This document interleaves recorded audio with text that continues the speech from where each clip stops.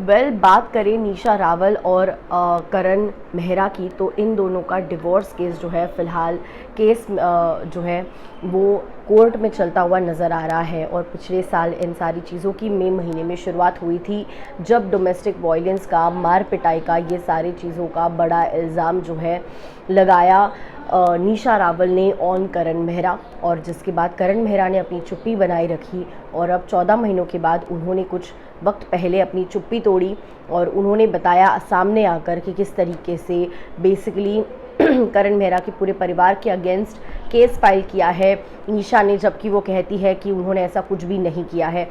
In fact वो मेरे affair की क्या बात करी है, मेरा तो कोई अफेयर नहीं, मैं अपने परिवार के साथ रह रहा हूँ, क्योंकि मुझे मेरे ही घर से निशा ने निकाल दिया है, जिस घर में रोहित साठिया जो उनके अलिजेड बॉयफ्रेंड है, जिस तरीके से करण मेहरा ने कहा है, और वहाँ पे वो उनके बेटे काविश के साथ रहते हुए नज़र आ रहे हैं।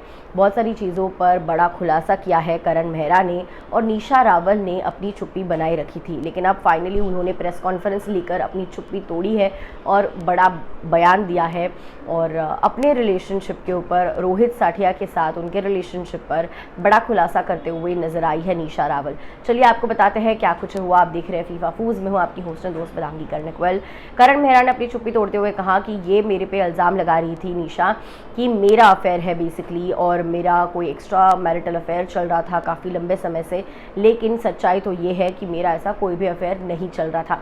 अगर किसी का अफेयर चल रहा है तो मुँह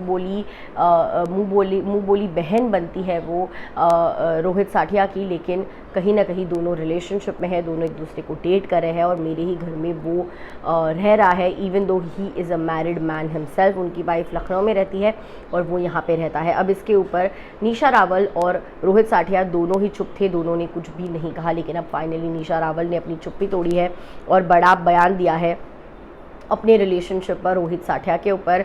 कहा है कि मैं जो भी चाहे मैं करूँ, that is none of Karan's business, और वो अपने लाइफ में क्या करता है, अपने पर्सनल स्पेस में क्या करता है, वो चीज़ वो जाने, वो मेरा बिल्कुल भी बिजनेस नहीं है। हम दोनों एडल्ट्स हैं और हम लोगों ने इन चीज़ों को रिस्पेक्ट करना चाहिए। मैं इसके आगे कुछ भी कमेंट नहीं करना चाहती।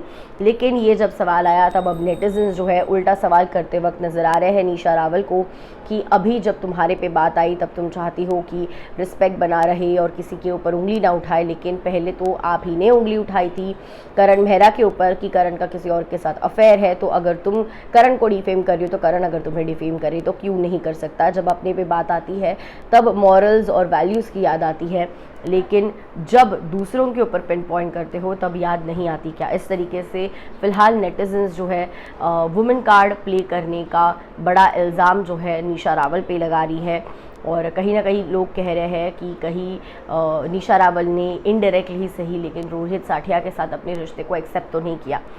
इस पर आपकी राय कमेंट सेक्शन में बताना। आई सी यू सून।